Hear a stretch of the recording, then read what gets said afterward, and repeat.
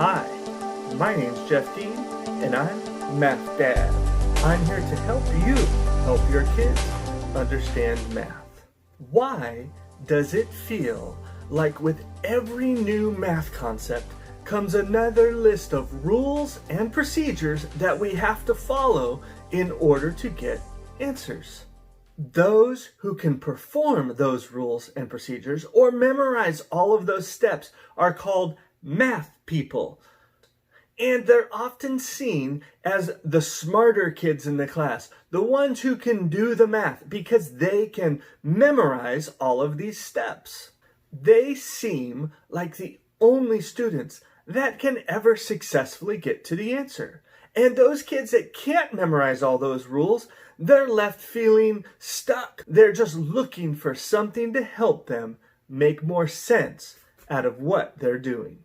What if there was much more to math than just following rules, memorizing steps, and getting answers? What if there are connections between different concepts that we learn that we've just never seen before? Things that connect us from year to year, or concept to concept, or even things that connect us from what we learned when we were really young to what we learn as we get a lot older. What if there is this bigger picture of math that is beautiful to see? I want to show you an example that shows how math is connected. When we as adults start to find and see these connections, we will have a better understanding of why we need to spend time helping our students make sense out of the math that they're doing and not just get answers. I'm going to show you a connection with some math that we usually teach in 3rd, 4th, 5th grade, with math that is taught all the way in algebra. You're going to see how some of the inefficient ways that we develop multiplication become the ways or methods of choice when we get to algebra. If we skip the understanding when we're in 3rd, 4th, and 5th grade, then in algebra, we're left to just memorizing a bunch of steps. Let's start with 22 times 13. Since 22 is actually 20 plus 2, we're going to write 20 plus 2. Since 13 is 10 plus 3, we're going to write 10 plus 3. Now, watch as we multiply. 3 times 2 is 6. 3 times 20 is 60. 10 times 2 is 20. And 10 times 20 is 200. When we add our columns together, we get 200 plus 80 plus 6. One of the things that we want to see here is this is actually 2 hundreds, 8 tens, and a 6. Now, to show you this connection, I purposely did not write the answer 286 because in this connection, the point is not about the answer. It's about seeing the relationship between what we do to multiply multi-digit numbers and a concept that we learn when we're doing algebra. Instead of having 20 plus 2, I'm going to write 2x plus 2. Instead of having 10 plus 3, I'm going to write 1x plus 3. And then I'm going to multiply the same way. 3 times 2 is 6. 3 times 2x is 6x. 1x times 2 is 2x. And 1x times 2x is 2x squared. Now I'm going to add the columns together. 6, 8x, and 2x squared. Connection number 1. Notice the similarity between what this looks like here and what this looks like here. I have 2x squared plus 8x plus 6, and here I have to 10 squared plus 8 times 10 plus 6.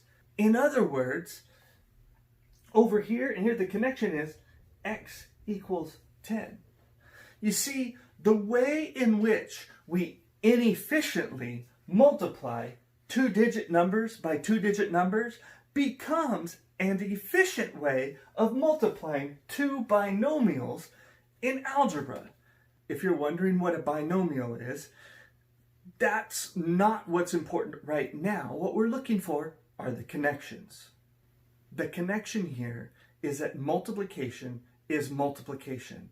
It doesn't matter whether or not I'm using two-digit numbers or I'm using what we call binomials. The process that I use for multiplication is the same, and the way the answer turns out looks exactly the same. The thing to know is that since we have numbers here, we can then continue on and get a formalized answer. This is just a general answer for any number we want to choose for x. Let's look at another way we could have multiplied these together. This is another way in which, when we teach algebra, that we help students make sense and understand how to multiply a binomial times a binomial. And it's also a way that we start to introduce kids in 3rd, 4th, and 5th grade to how to multiply two-digit numbers together or three-digit numbers together.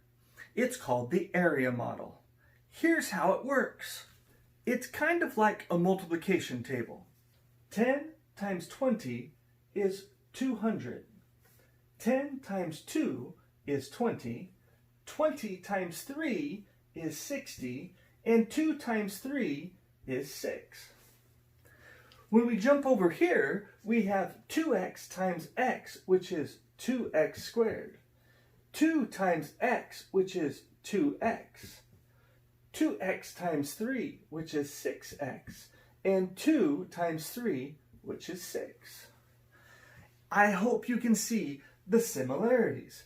X again is 10. 2 tens, 6 tens, 2 100s. Things that we want to add up are on these diagonals. So I have 200, I have 80, and I have 6.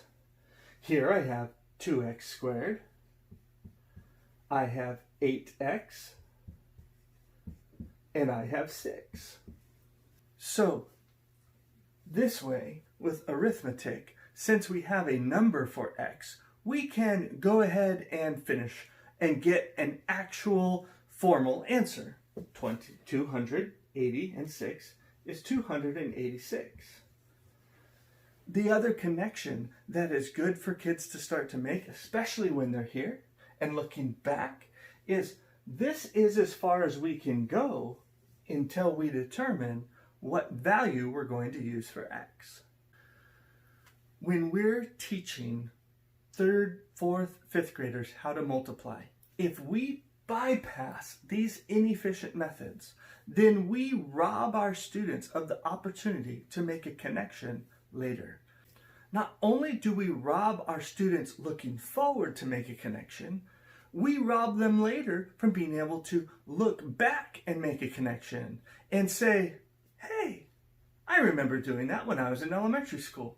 So as we introduce our students to concepts at a young age, it is important that we help them understand the math that makes up the methods that appear to be very inefficient. Why? Because it's in those inefficient methods where the true understanding of the big picture of math exists. It's in those inefficient methods where the connections to future learning are found. When we jump too quickly to teaching kids abstract algorithms, steps, processes, without helping them understand math as a whole, we bring up a whole nother generation of students that have to rely on memorizing, following steps, and just getting answers.